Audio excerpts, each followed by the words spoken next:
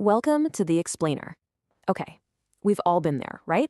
You hit a wall, a project just completely tanks, or an idea you loved gets shot down. And in that moment, it feels like a total dead end. But what if it's not? Today, we're going to dig into why failure feels so crushing, and, way more importantly, how you can totally rewire your brain to handle it. This single idea right here, it's everything. It's the key to unlocking a whole new way of looking at setbacks. See, the goal isn't to never fail. That's impossible. The goal is to get really, really good at what comes next. It's a great question, isn't it? If failure itself isn't the big bad wolf, why does it feel so natural to just stop trying? Well, to figure that out, we have to look inside at what's actually happening in our minds when we mess up, because that's where the real battle is being fought. So let's dive right in to the anatomy of quitting. We're going to look at why we give up, and it all comes down to something called a psychological collapse. Now that sounds intense, I know. So let's break down what it really means. Think about it. It's not the actual event, the project that failed or the job you didn't get, that does the real damage. No, the destructive part is our internal reaction. It's that voice that says, shut it down, retreat, don't try again. That is the real danger we're up against. So how can you tell if this is happening? Well, it shows up in a few sneaky ways. We start playing it safe, right? We start dodging anything that even smells like a risk. And we tell ourselves that what we have is good enough. But really, what we're doing is shifting from I failed at this thing to I'm giving up on myself. And that's the whole point, right there. You have to understand the gap between the event itself and your reaction to it. The second you realize that you, and only you, are in control of that reaction, well, that changes everything. And that insight is what leads us to a much more powerful way of thinking. So how do we actually build that control? Let's get into the new rules of failure. We're going to look at the hidden logic that successful people use to turn what feels like a crushing defeat into the very fuel for their next big move. This is rule number 1. And honestly, it might be the most important mental shift you can make. Every single failure is just feedback. It's data. It's information that's telling you, hey, this method didn't work, or this is the wrong direction, or you need to build this skill a little more. That's it. It is not a judgment on you, your character, or your potential. And this brings us to a really critical point. So many people don't lose because they aren't talented enough. They lose because they let that emotional collapse, that wave of self-doubt and frustration, completely take the wheel. Managing your emotional state is every bit as important as working on your actual skills. Now, this idea is really, really interesting.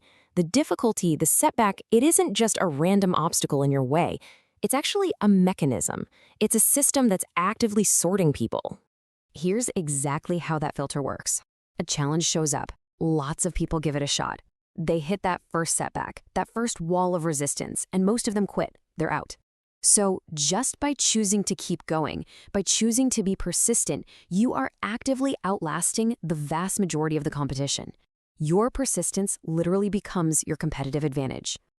Okay, so the theory is great, but how do we actually put this stuff into practice, in the real world? Let's build a practical, actionable resilience playbook you can start using today. First up, and this is probably the most powerful tool of all, reframe your internal language. It's so simple. Stop saying, I failed. Start saying, this method failed. You feel the difference? One phrase ties your identity to the outcome, and that leads to shame and quitting. The other separates you from the outcome, which leads to analysis and adjustment. So, instead of sitting around feeling bad after a setback, get analytical, get curious, create a quick failure post-mortem for yourself just by asking these 3 simple questions. This little process forces you to treat the failure like data and turns every single setback into guaranteed growth. All right, so what is this number all about? 20. This represents one of the most practical tricks for building persistence, especially when you feel that urge to just throw in the towel. It's called a minimum persistence count. Here's how it works. Before you even start a new project, say applying for jobs or pitching a client, you pre-commit to trying a specific number of times. You decide ahead of time, I'm not even going to think about quitting until I've been rejected 20 times. This simple rule is like a shield that protects you from giving up because of a temporary emotional dip after only 1 or 2 setbacks. And here are just a few more powerful mindsets you can cultivate over the long haul. Think of resilience like a muscle. You got to train it, right? So seek out small, manageable challenges. And please, remember this.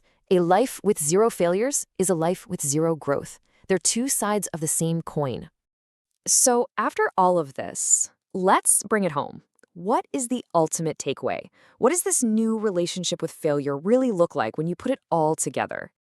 This quote just nails it, doesn't it? It perfectly summarizes the core message. The obstacle is never the event itself. It's always our response to it. The real battle is always with ourselves. And the good news is, that's a battle you can absolutely win. From now on, every failure you encounter is a data point. It's a filter. It's a lesson.